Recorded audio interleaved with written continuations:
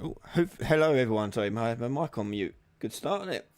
Hello everyone. Hopefully everyone can hear me okay and all coming through nice and clear. Looks like it is. Let me know in chat if something's gone horribly wrong. But welcome to tonight's live stream. Tonight we are doing question time. Every Wednesday we do questions from you. So in chat, put your questions about games development, Unreal Engine 4, or anything you want. We are open book tonight, so you can ask whatever you like, and we'll try and answer them as many as we can in tonight's live stream. So thank you for joining us tonight live. We've got Simon Goodchild, Dominic Savage Studios, Squid Guest, Yoza, Chris Games, Heaven Shadow. Hello everyone, how are you all doing? Hello Matteo, thank you for joining us live. So we do this every Wednesday, so thank you so much for joining us tonight, wherever you may be. Okay, we're just waiting for Unreal to finish loading up. While that's loading up, few things to note is Black Friday sale is starting in about an hour's time. So in an hour's time, if you go, you'll find a blog post over on ryanlady.com detailing all the various offers that are available. The offers include 2 months free on Patreon over this weekend. So all these deals end on the 1st. Okay, so 2 months free for Patreon if you are an annual subscriber. And if you're an existing Patreon member, you can also switch over to annual and get the savings yourselves there too. Secondly, we have the outline tool on Gumroad. That has gone down from $12 down to $3. So massive saving there. So down to $3 just for that asset pack for you to download for yourself and use to your heart's content. And finally, the live one-to-one sessions, they are also discounted for these next 4 days. So if you want to buy some sessions in, you don't have to use them straight away. You can use them whenever you like. But they are on discount, down from 70 down to 50, I believe I put them down as. For that, you just email me details and we go from there. But you'll find all the information on ryanlady.com with all the links in about less than an hour's time. So check back then. I'll obviously post it all over the social media. But loads of little deals and offers going off. And that, as I said, they end on the 1st of December. So that's Monday, Tuesday, something like that. Okay. Hello, everyone. Let's go chuck it into live view before I forget to do so. How are we all doing? So we've got people in... We've got Polygon in Twitch. Hello, thanks for joining us. Hi, Connor. Hi, Yoza. Random video. Hello. Heaven Shadow, you look more hardcore than I imagined. Nice beard, thank you. My wife would kill me if I ever shaved it off. I look too like a young man without it, so I must keep it on. Okay, Polygon in Twitch is asking, hey Ryan, I've been learning Unreal Blueprint over the past few weeks, and your train's been an amazing help. We'll be subscribing to Patreon on Friday, payday. Yay! Thank you so much. That's right, it's payday this week. Yes. The most important one because it's Christmas and that's where it all goes. So yes, thank you, Polygon. Simon Goodchild, it's a quick one. I've got a lampshade with a point light inside. The light shines as it should out at the top and bottom, but their shadow is hard black. Any pointers on what to look for to get the light to bounce around the room? Okay, so what you're looking for there is indirect illumination. So oh, this is a bit laggy.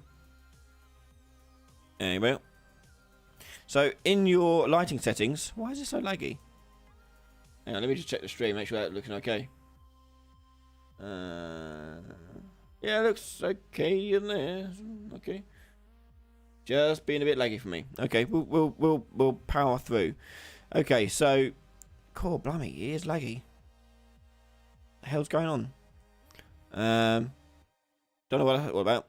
Anyway, so we've got some lights. So when you add a light in, you've got something called indirect illumination.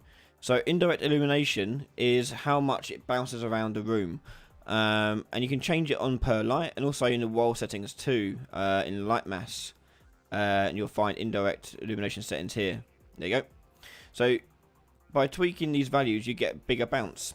So let's try and make an example up here. Hang on. box. Let's do 2000, 2000, 2000. Oh, 2000. Make it hollow. Okay, so players inside of here. Lighting should be dark in here. Needs to be rebuilt. Let's.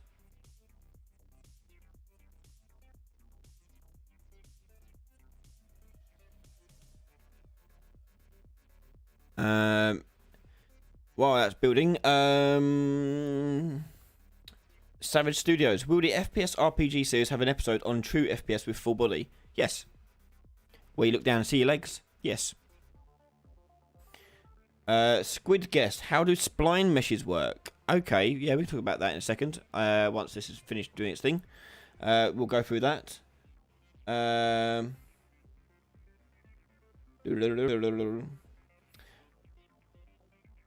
Heaven want to move your light details to movable. You want when it comes to games, you want as few lights as more movable lights you have, the more it's CPU intensive and GPU intensive it's going to be. So unless you're using raycasting, you want all your things to be either static or stationary. Ideally, keep your movable lights to like 3 or 4 in a scene. If you're mobile, you can only have 1. It's almost done.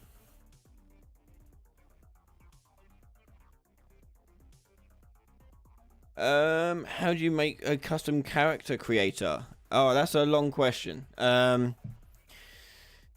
So you got a few things you could do. You could do mesh replacement, where you do modular meshes and you're using a master pose component. It's too much to go through this session tonight, but if you want to investigate yourself, if you look up master pose component or master pose node, you'll see some examples of how to do modular meshes. And that's if you want to swap out meshes like heads for different faces and different heads and hair pieces, things like that. If you want to do more like deformation type things, then you're looking at more like animation morphing. And I don't know if Unreal can do it without going to C++ and making your own system for it. So yeah. Okay, so here's our dark room. If I were to put this in here, and like so, and if I built this lighting, oh, it's gonna take forever, innit? Hang on. Build lighting. I don't know why it's so laggy. I'm not doing anything different than I normally do. What's in here? Let's turn off Discord. Let's turn off Steam VR.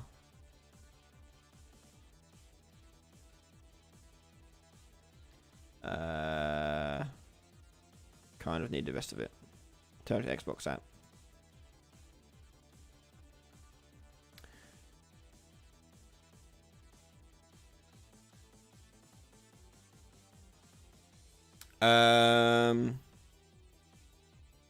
Lagging really bad, yeah. Is it really? Hang on. It's not the stream, mate. I think it's me. Looking fine on Restream when I'm looking at it. I did tweak some settings the other day, but it seemed to be alright when I tested it.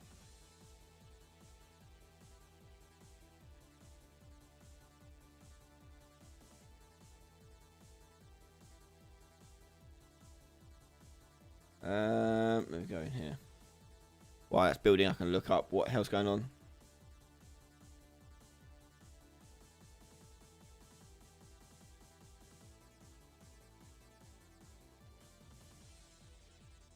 Always technical issues.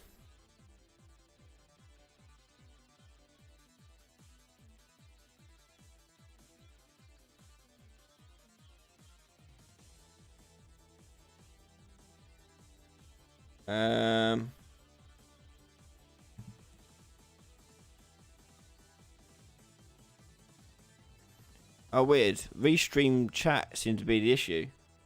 Because now it stopped being laggy on here. And that just crashed. Well, What if we do it in the web browser? Hang on.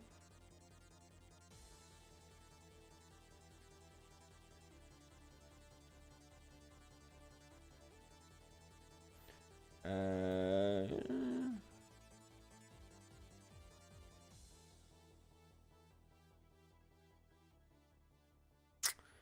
don't know if I can fix it midstream. Hang on. Let's restream chat just crashed again. It crashed twice to me before I started, so I think that might have an issue with it. So I'm just going to open it in browser so I can see chat across the board. And hopefully the browser shouldn't be a problem. Okay, so when you build lighting with the indirect lighting down, you notice it's still quite dark over here. But if I turn the intensity up here to like, I don't know, 5, and then rebuild it again, it'll bounce around the room a lot more.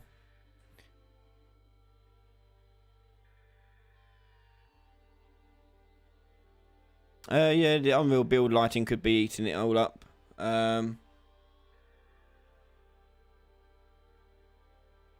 Yeah, I'll tell you what, we'll have to kill the. Oh wait, no, it's done it. I don't know if you guys can still hear me when it's like lagging out when I'm building lighting.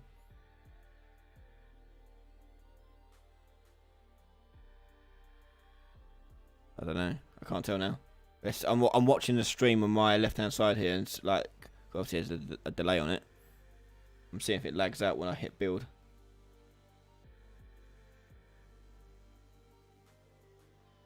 No, it seems alright.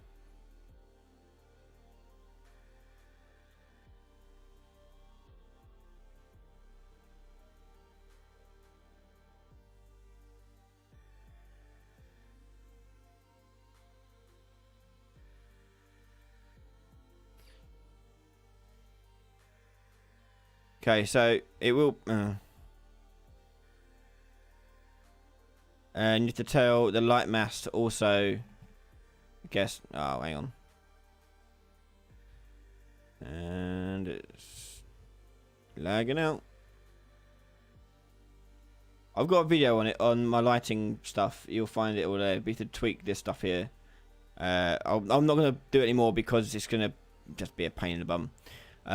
But yeah, if you've got, I'm pretty sure I've got indirect lighting videos on my channel. But check them out. I'm just going to remove this stuff because it's going to be just diabolical to try and keep track of it. Hang on. Yeah, indirect lighting is what you want to mess about with, Simon.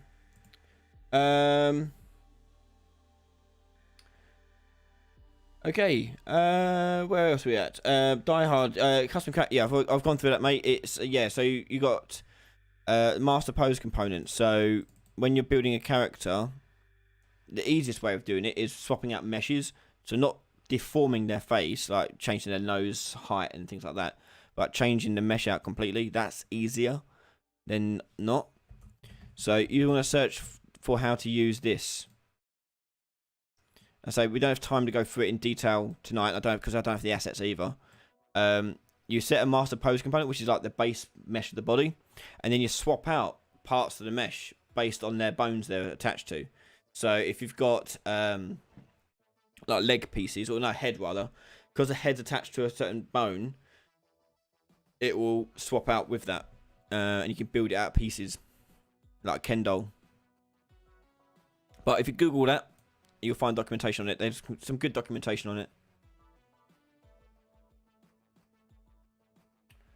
Alright, Squid Guys, yes. Spline meshes. Okay, let's go through spline meshes. Okay, so a spline mesh is if I go and let's create an actor here and put a spline mesh in. So a spline mesh is a mesh a static mesh that can be deformed over a line, a spline rather. So if I were to put in something, a couch for example, the line I believe goes from X location, so it defaults from here to there, and you can see forward axis, yeah, is X. So if I change that to like Y, it's now going to spline the other way. You can see where it's starting to deform it. And you can change its position and endpoints and so forth. So, because I changed it in the Y, we need to change the end position here. No. To 100 in the Y. And then you can see it like deforming. It just bends it basically.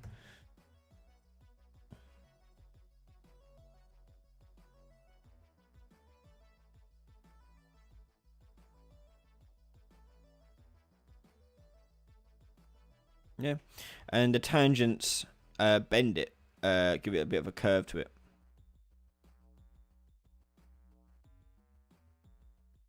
Like that. Okay. And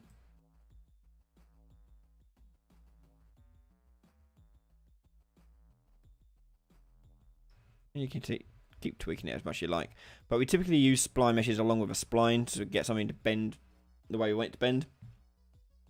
But yeah, so if you want to make a fence, for example, you can just model a straight one and then use a spline mesh to bend it, and yeah, there you go. More about spline meshes I've got on my channel when I do pipes and things like that, so check them out and you'll see some examples of how you can use spline meshes in pipes.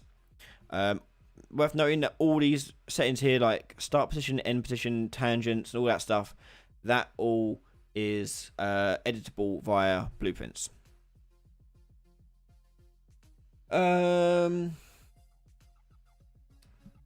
Johnny Fernandez, hi Ryan, how can I make an enemy jump on a character as an attack, and if the character moves to avoid it, the enemy will repeat that attack movement again, jumping to the new character position? Alright, okay. First of all, let's do a character bouncing something to destroy it, okay? Let me just delete this one. Now, the code to do the damage to whatever you jump on is exactly the same whether you do it on a player or an AI. Cool, my head. Do you have the jumping stuff done already? You need to do all that stuff obviously first, but let's show you how you destroy something when you land on it, like Mario style. So imagine it's like a, I don't know, do a character, why not? Enemy. And I'm just going to put in a box to jump on. Cube, rather. Cube. And I'm put it, yeah, there will do. Change the capital height to match it. That'll do. Okay, so there's our enemy thing. But it's exactly the same. It's exactly the same if it's the player or the enemy. It's the same sort of code.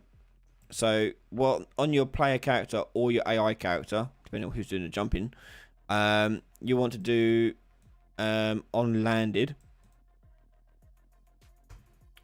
and this event triggers when you land, and you get a hit event on it. If you right click and split this, you get the actor you landed on. And if you want to, you could add a variable onto it or an interface. Interface might work better actually. Let's do an interface. I'll do blueprint interface. Let me move the mic out of the way a little bit. And we'll call this jump attacks. Sure. And in here we're going to add an interface function called can jump on target.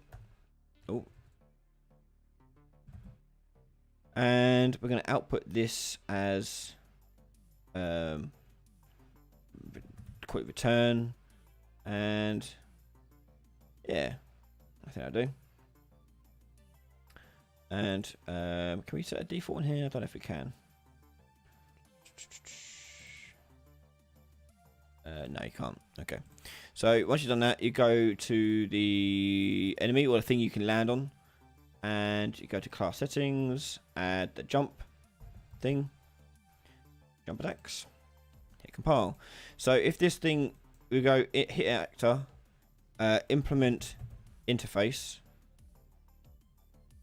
like so, or if you want to, you can actually avoid all that. You don't have to do that even. You can just call the jump on target,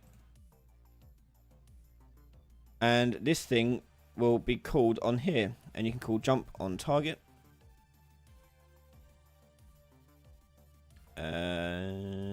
Somewhere.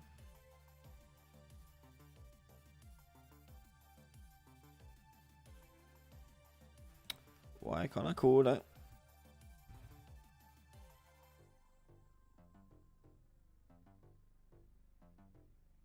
Nope, hang on.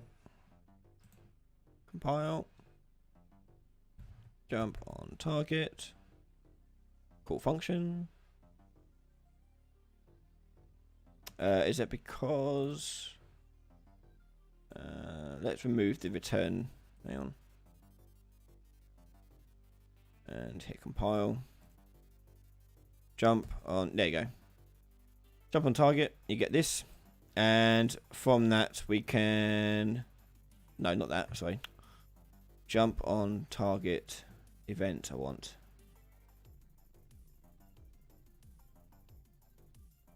There you go. Event can jump on target. There we go. So when this gets called, you get apply damage. Or you can either apply damage or destroy it. Let's just destroy it for now. Destroy. Actor. Hit compile. Hang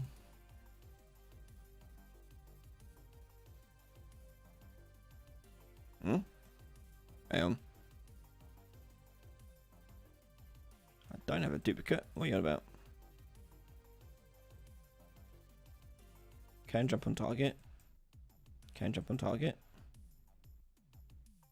Graph name can jump on target already exists in enemy. Another one cannot be generated from event. What? Hang on. Let's delete that. Compile that first. Jump on target. Event can jump on target. Destroy actor.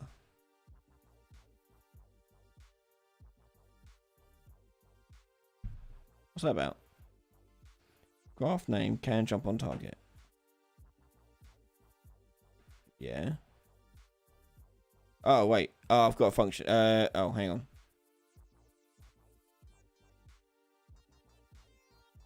No. Why being weird?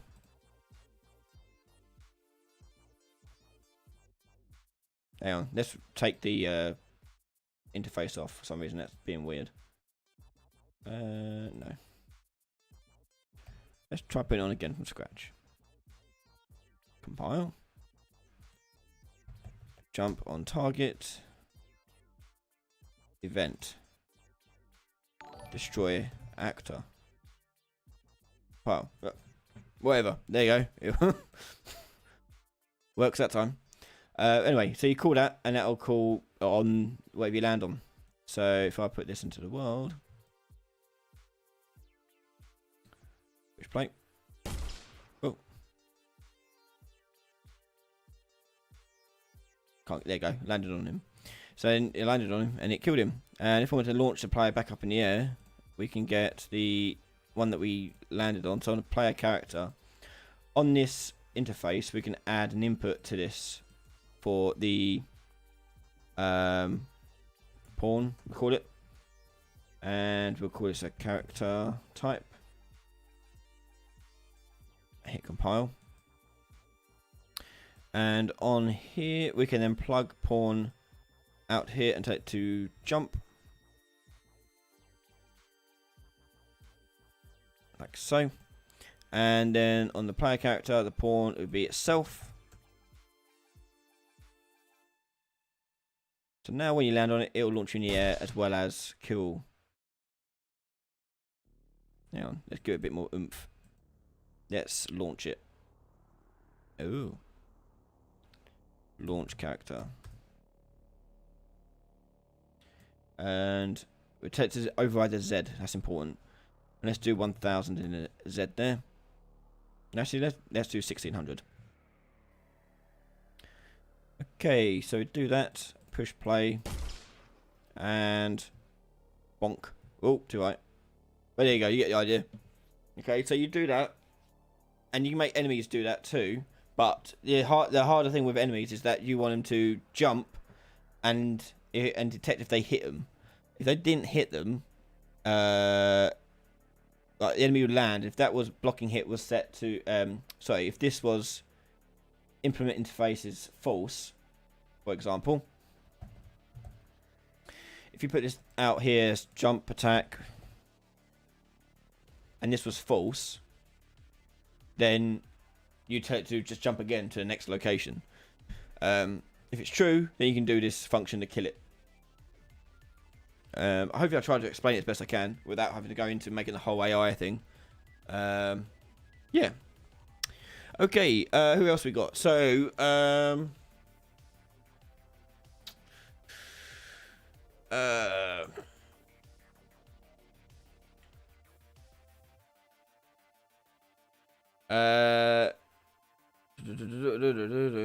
trying to find a good question to go through.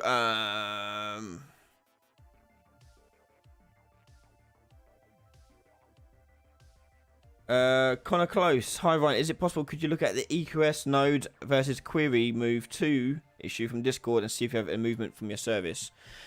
Okay, yeah, we'll go. I don't know if we have time to go through whole EQS stuff because I've got to enable it and then I've got to restart the project. I'll try and do that one next time for you, Connor, on Discord, because I'm gonna have to restart Unreal to enable EQS. So yeah, I'm gonna do it next time, or I'll do it. I'll try and do it tomorrow, in between my lessons.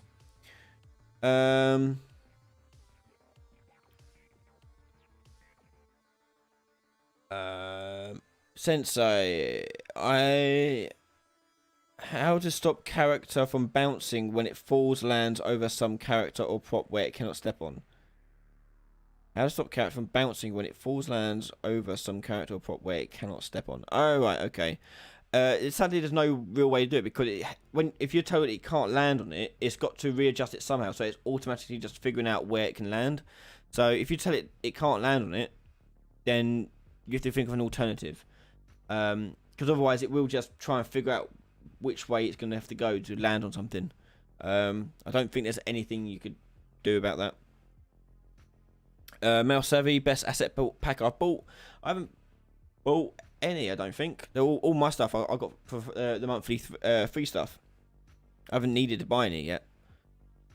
Polygon on Twitch. I have that sound question. What sound question? Hang on, let me scroll up. I wasn't looking at chat for a moment. What question was that, Paulie? Can you put it back in chat? Thank you, Simon. Have a good evening. And I think we've got a one-to-one at some point. So, yeah, I'll speak to you soon. Native Black. How can I make a player sprint after walking 3 seconds, but not reset walking if velocity does reach 0 within a second of moving again? Whoa, okay, that's a riddle. Okay, hang on. How can I make the player sprint after walking 3 seconds, but not reset to walking if velocity does reach 0 within a second of moving again? But not reset to walking. I'm just trying to make sense of what you've written. How can I make a player sprint after walking 3 seconds? That's fine. But not reset to walking if velocity does reach 0 within a second of moving again. Okay, that's a very specific thing. Okay. Let's do it on the player character then. So after 3 seconds of movement. Okay, so right. So what I'm going to do here is on the movement. You can do a move forward or on a tick. Doesn't really matter. They're the same thing. Let's do it on a tick so it's separate and easy to follow. Because you want to check when you've started walking. So you want to get move forwards axis value, and you want to check when that is greater than 0. If that is greater than 0, we are then going to start a timer. Set timer. Well, can't type today. Set timer by event. And the time's going to be 3 seconds. We're then going to take the return value and promote that to a variable. so we can customize our timer whenever we want. So this will be a sprint timer, we call this one. And after 3 seconds, it's going to call this event here. So custom event here. And this will be start sprint, we'll call it.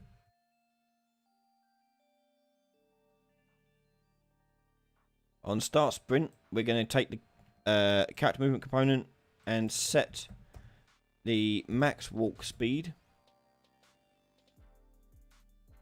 to let's do 1200, because that's double what you're currently doing. 1200. Okay, and that's that. Okay, however, if move forward is less than or equal to 0 before that runs, we want it to cancel it before it starts. So on false, we're going to drag our sprint timer out to get and clear and invalidate timer by handle. Plug that into false. And that will clear the timer before it gets a chance to run this start sprint. Next, we're going to do is tell it to check whether or not we have already started sprinting. So if we click on a tick, if we are moving forwards, we don't want it to keep setting the timer over and over and over again, otherwise it will never run. So as well as checking move forward, we need to check the status of sprint timer. So I'm going to take sprint timer out and check whether or not it's valid. So go to is valid. And I'm going to combine these two into an AND boolean.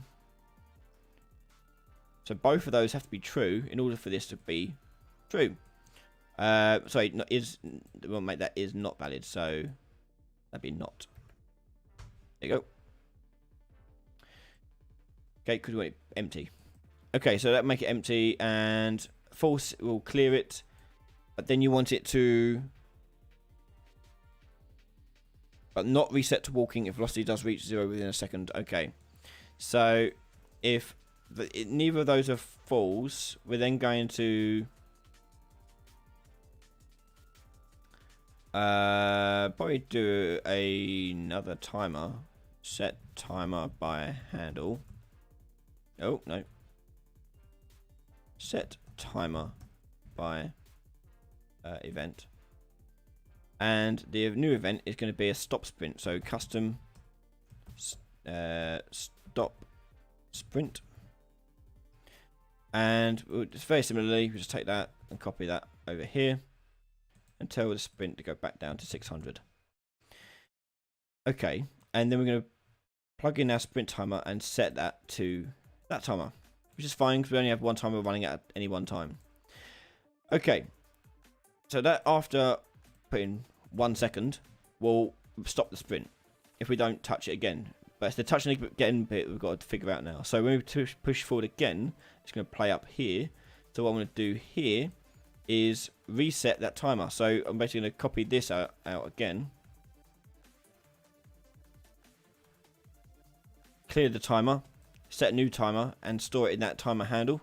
And then, yeah, and hopefully that worked. Let's test that out. So if I move forward for 3 seconds, 1, 2, 3. No. Okay, what's going wrong? No. Right, let's do a print string here.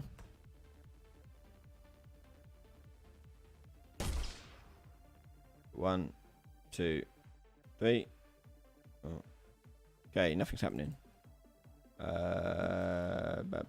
It's valid, not valid, and move forward is greater than 0. Yeah, that should come through.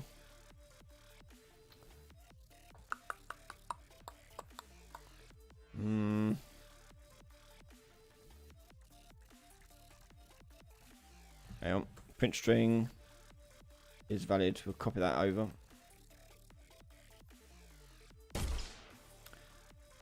It is valid. Okay. Maybe I have to clear and validate the timer then. Oh, it's because it's come down here. We've got a new timer, haven't we?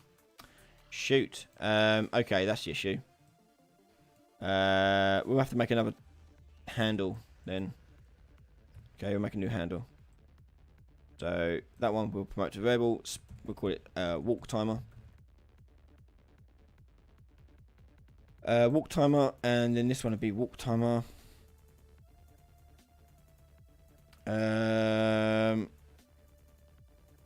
Okay. Yeah.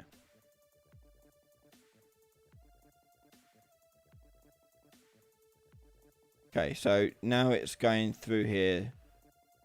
Okay. It's going through here. We've got a sprint timer. Once that's set, sprint timer is set, is valid. If it's not valid, we want it to do that. But it's clearing it. Oh, bollocks. Yeah, of course. Interesting problem. Okay.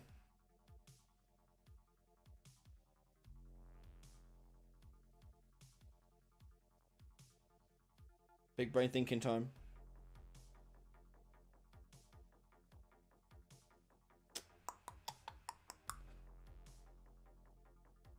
Okay.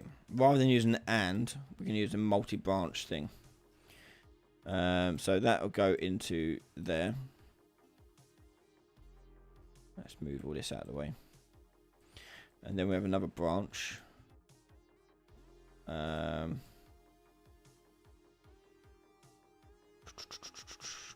will go up there. Hang on, let me just check this, because this should make us run after 3 seconds.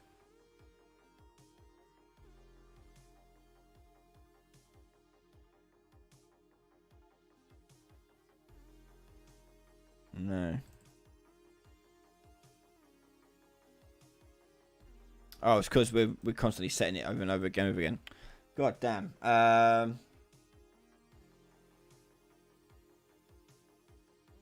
Okay, we'll do once. Do once. It does that.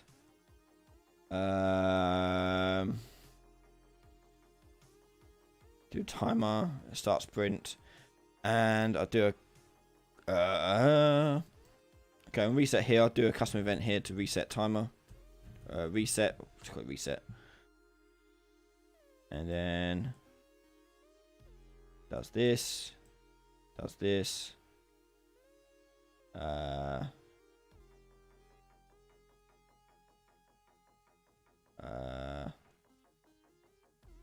Don't know. Cool reset. I don't know. Mine's going blank. Interesting trouble. 1, 2, 3. Yeah, there you go. That works. Let go of it. I'm still moving fast if I push it less than 1 second. Okay, so that bit's not working. So, okay, so that does that. And if we are less than it or not, we go false. We clear the sprint timer. We set a new timer to walk. Again, we want to do a like a do once sort of thing. So do once. Does this. Reset.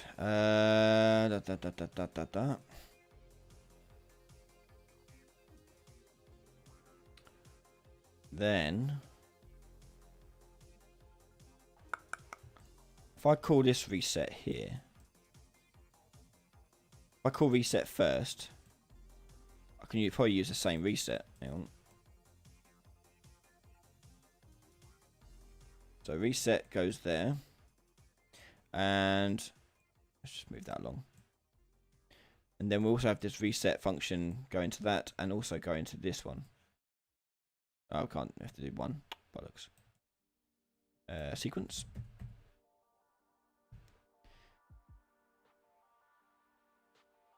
Go into sequence. There's that. Then we get to the end of this. Hang on. Working out the head. Get to there. Do that. If I let go. Do this. Reset timer. I'll do this. call reset again from here. Don't know. Let's see what that does. So 1, 2, 3. Okay, sprint is activated. Let go. 1, 2. That's more than 1 second. Nah. We're close. I don't want to spend too long on it because I don't want to let people know. Not get their answers as well.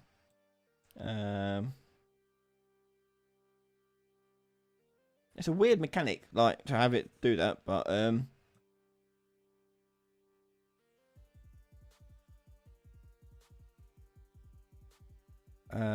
we could make it have just one reset for each one. So this is reset there. So we push it, it does this, clears walk timer, sets new timer for 3 seconds, stores it, and after 3 seconds increases the speed. Does. If we let go of it, it's going to reset this, so we can push it again, it will work. So reset this, clear and invalidate the sprint timer again, and then do once, set new timer for walk timer, and away it goes. If after 1 second, if we were to push the thing again, walk timer gets validated.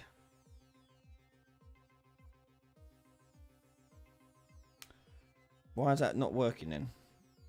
We don't need this.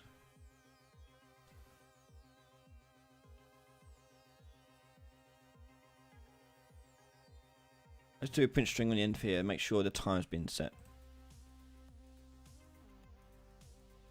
1, 2, 3, go. Let go. 1, 2, 3. So that timer hasn't been called. Oh, I know why. I know why. It's because this has already locked it off once at start. So on the reset here, we need to do something else on here. Gotcha. Okay. So we'll make another custom event on here to keep it simple. Reset 2. Do once reset 2. We want to call reset 2 when we sprint, isn't it? So reset 2. Hit compile. Push play. 1, 2, 3. Launch. Let go. 1, 2, 3. Hey, and I'm back to walking. Hold down 3. Cool. And let go. Push it again. I'm still sprinting. Nice. Let go. Wait for a bit longer than 1 second. Then walk off. And it's slow again. There you go. It's a bit messy. I'll probably find a nicer way of doing that. But yeah. So we've got event tick. Checking move forward the whole entire time. And if we are above 0, we are going for a do once. Clearing the walk timer. Starting the sprint timer and storing it. And then reset 2, which is resetting the walk timer branch. Then on reset, then when we let go of the key, it's going to go down false and reset the first do once, clear the sprint timer, and then start the walk timer once, and both those will set off sprint and walk. Done. Oh, okay. Heaven Shadow. So the directional light in the persistent world should not be movable. You can have if you can get away with it not being moved, what's the reason for it being movable? Is there a reason why you need it to be moved? If it doesn't move, then don't make it movable. You just bake the lighting in.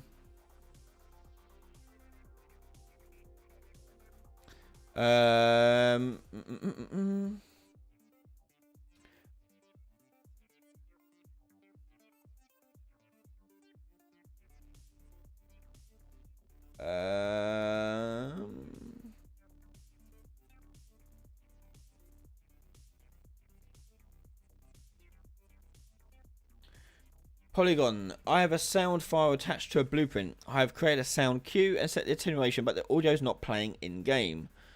Weird. Okay. First of all, make sure the sound file is a WAV. That's the first thing. The next thing. Have you made it? Hang on. Let's make something similar then. So let's use the enemy here. So the enemy, let's give him a sound cue. I don't know if this has sound cues already. Yeah, it does. Okay, cool. So in here, we'll add a sound cue. Or media sound. No, not media sound. It'll be audio, won't it? Audio. There you go. Audio. And then over here, we choose the audio we want to use. So let's use explosion. There's your attenuation of it going off. And you say the audio's not playing in game.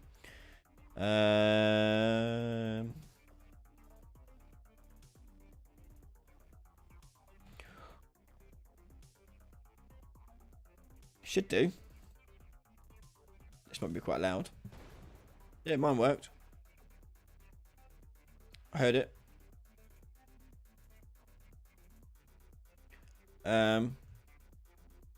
Yeah, mine worked. I don't know why yours wouldn't work. Sounds like that's the blueprint. I've created a sound cue and set the attenuation, but the audio's not playing in game. I don't know. I just made it and it worked. I don't know what else you may have done differently than me, Polygon. Let me know. But mine worked just fine.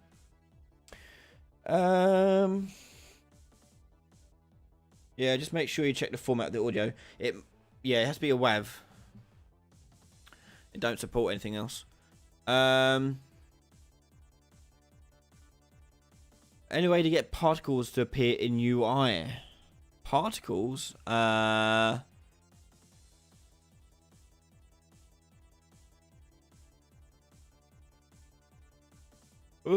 I don't think so. Don't know. I don't think so. You'll have to. There might be a way. I wouldn't know for certain. I wouldn't know for certain.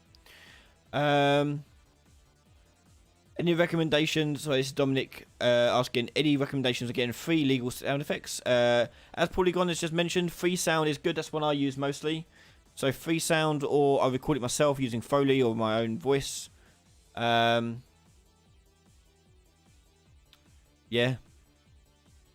PC Xbox. Do you like Madion or any other EDM artist? Not really. No. I'm into weird, like, loads of stuff, but mostly like variations of rock. My favorite band of all time is Linkin Park. But yeah, mostly rock stuff. But I like all sorts of things. Rock Hopper plays. Is there a quick, effective way to make a torch using something like directional light? Yes. Here we go. So, in the first person character, I'm going to go add component, spotlight. Spotlight. There you go. And we're going to attach that to the gun's end there. And you just customize the attenuation and the cone angle and the inner cone angle and whatever you want. Okay. And that's it. Hit play. There's my torch.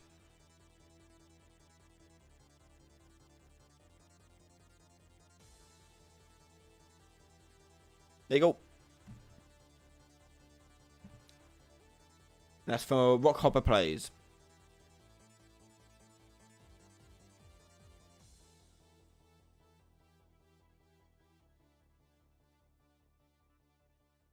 Okay, any other questions? We're coming up towards the end of the stream now, so if you've got any more questions, throw them down, and we'll try and get to them.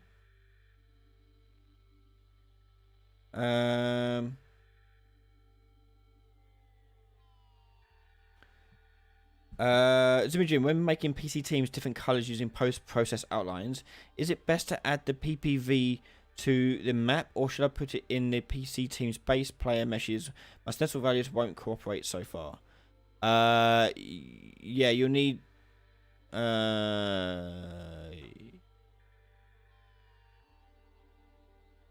So the post-processing volumes will be on the whole entire map. And yeah, you have to use two different stencil values, one for red team, one for blue team. That's what you have to do. I don't know why yours won't be working, but that's what you do.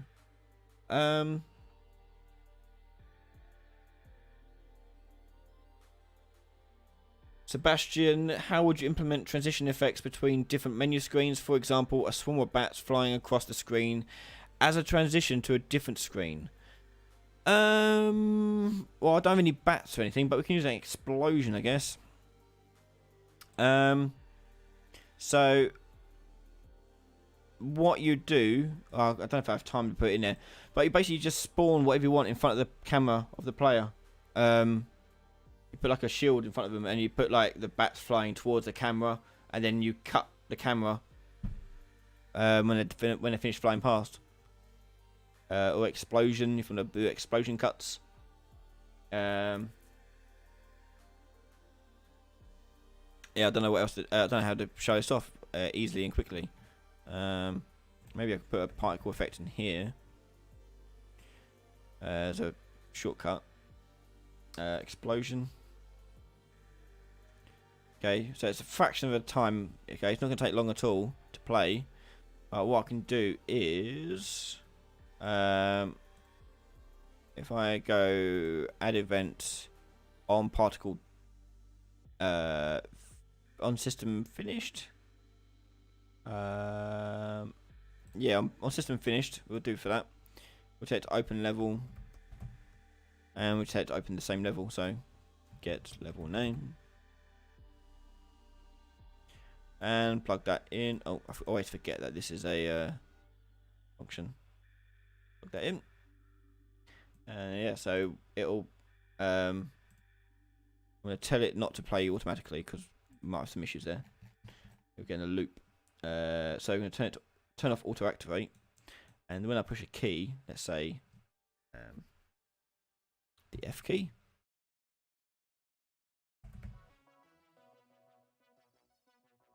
We'll tell it to activate the particle system. Activate.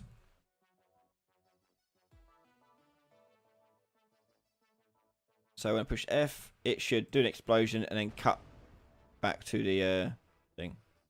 So F. Oh, there you go. It did it, but may need to time it better than that. We just done it on when it's finished. Put a little timer on this, I guess. So delay 0.2 seconds.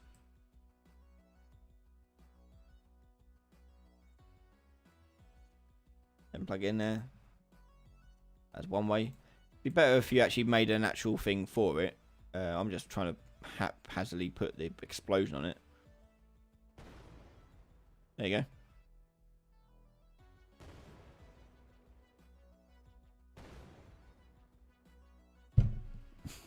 There you go. Zimmy Jim on set different. Depends on what you're doing. Are you using my asset thing, Zimmy Jim, or are you doing something else?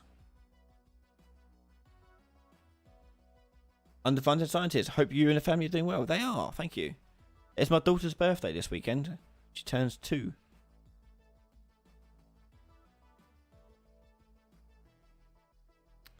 Marcus S. I'm trying to figure out how to fix light leaking in a completely sealed room. Any tips on this? Yeah, increase your light map density. So on an asset like a static mesh, like for example this, you want to change the light map density to something higher. So change it to like 1 to 8, whatever, and experiment with that until you get something you like. Because what's happening is that the light map's ending, but it bleeds over, so you have to account for the bleed over.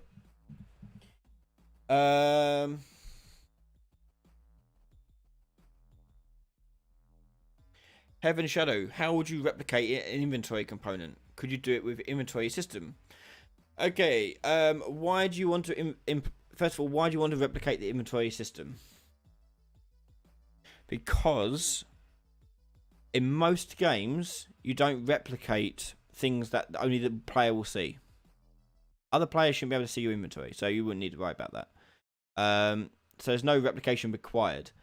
The only thing that needs to know what's in your inventory is the server and you. The server knows what you've got because it knows everything, and that's it. So you know what you've got, you know what to do, and you can plug it in. So is there a particular reason why you want to replicate your inventory to every client, or back to the server, or anything, whatever you want to do?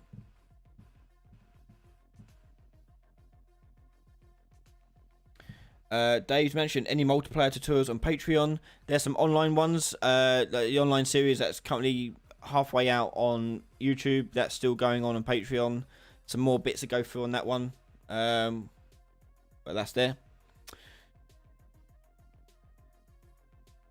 John Garcia, I'm using dodge animation with root motion enabled, but my character moves much less than animation. What could be the problem? I'm going to have a guess that you've used Mixamo. Let me know, John Garcia, if you've used Mixamo for your roll animation, your dodge animation. If you have, that's your problem.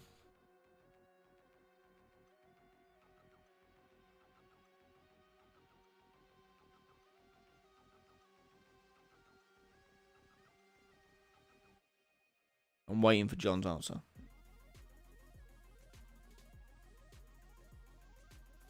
Oh, Zimmy Jim. I can't help you on other people's things, but on my one, it's just one function. You just call it and it plays it. Yeah.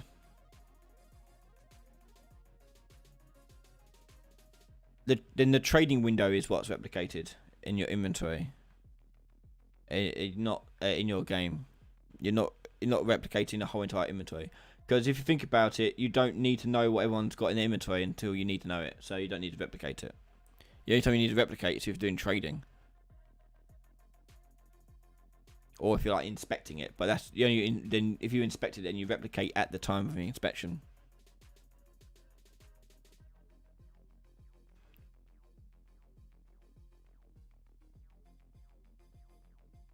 Sarah Lee, is your AI series on Skillshare? Okay, so the AI series had been taken down because there were some errors in it, so I've had to refilm a lot of it. So that is going to be slightly delayed. It was meant to come out 2 weeks ago. It's meant to come out with a second part, like the second chapter tomorrow. No, Friday. But that's going to be delayed at least a few or four couple of weeks. Because I've got to refilm all of it. Pain in the ass, but. Keep an eye out on social media. I will put it out there. It will be up on there and on Patreon. Apologies for that delay. It's a pain in the bum. I've got to re-record it, all of it. So yeah. John Garcia. Nope, the animation is from the marketplace. Oh, okay. Have you got... So when you're using root motion, there's a couple of things you need to make sure. In your animation blueprint, I'll make a new one for now.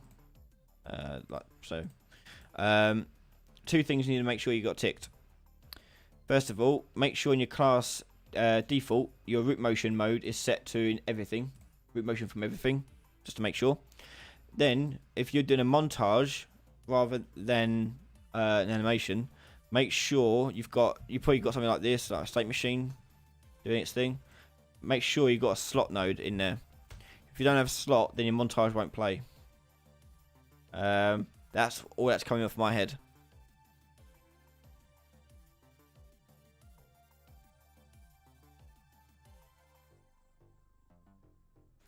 Yeah, the trade window Heaven Shadow is again, it depends on what kind of style you're going for, but yes, it would be some sort of event that triggers the UI on the screen to do all that stuff. Yeah.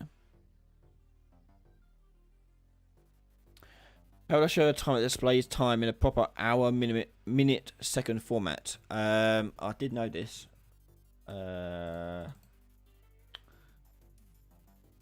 Oh, one of the time functions. If we go time, and so right, so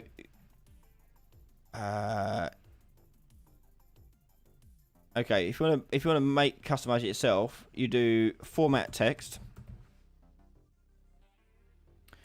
and let's say you're doing. So what are you doing?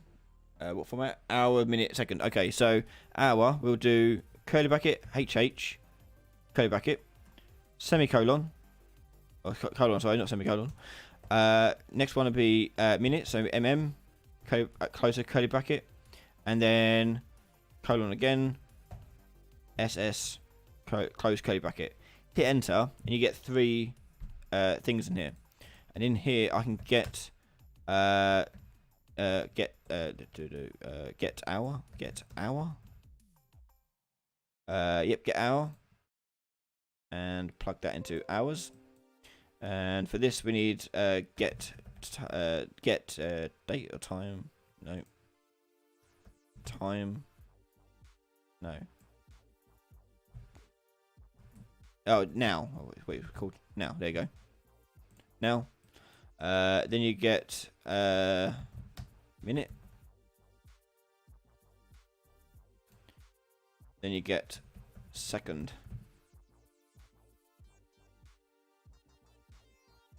And I don't have a widget to put this to, but you put that on the thing. I'm just going to make this print string out on a tick. I'm going to steal the tick from up here.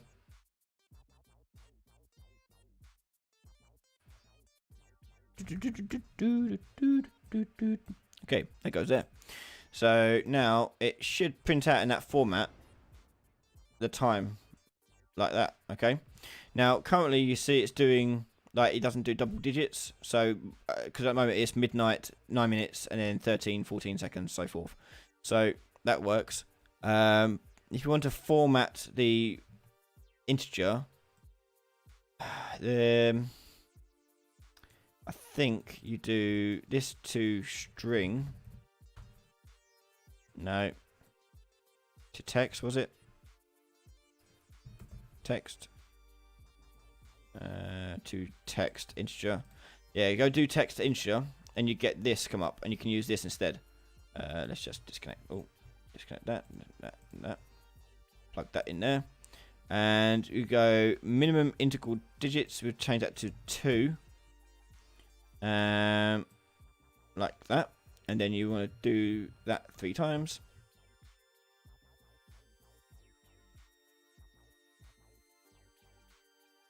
And now it should put a 0 at the front of it, I think. There you go. That's how you get a timer.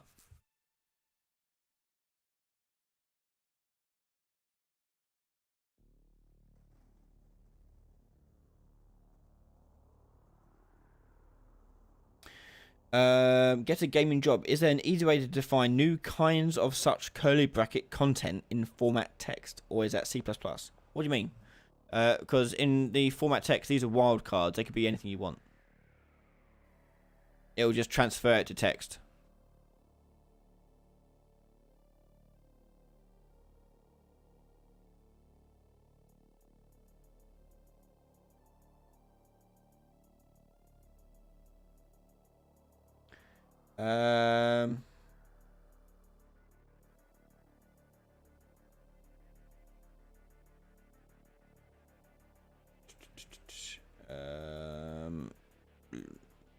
Okay. We'll make this the last one from Sarah. In the material, is there a way to set a toggle, a feature on or off, not just enable or disable? By a feature, I'm assuming you mean like a part of it, like the specular of it or whatever.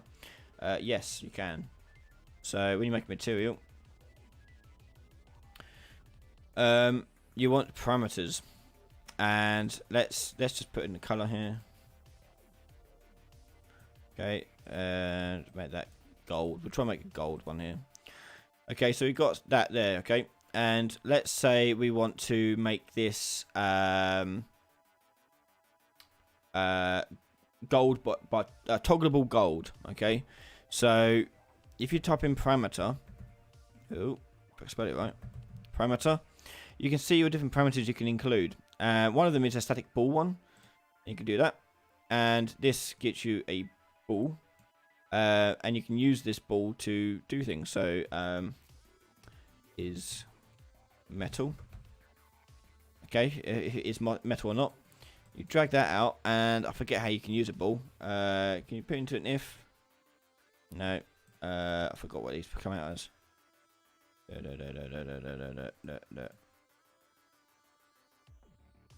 If not, you do it as a float, and that'll work just fine. I'll do it as a float because I can't remember how you get out of the boolean here, so I'm going to change that to a float. Parameter. A float is a scalar, by the way, in materials. So here we'll say is metallic. Oh crap! Bloody keyboard. Is metallic. And what we'll do on that is we'll plug that into A here, and we'll do another if and plug that into A there, and we'll do 0 into A into B and into B. And basically what we're going to say is, because if to make it gold, you have to turn the metallic up and the roughness down, so these account for that. So I'm going to get another scalar, which is 1. So change that to 1. So this one we'll put as the metallic. So if metallic is set to higher than 0, we want 1 to go to greater than. If it's not, then less than will become equal to 0. Then on the bottom one, it's the other way around. So 1 will go to the bottom and 0 will go to the top. And we'll go into roughness. Hit apply, and that's one way of doing it. There you go. So is that right? Hang on. If that's 0, make it equal to, hang on. That goes there. That goes there. By default, it should not be on. There you go. That's what we want. Okay, so you have that, and then so you can tweak the parameters later on. You make this an instance, because then in the instance I can go up here and tick is metallic and just change that setting to anything I want. So anything above 0 will make it metallic.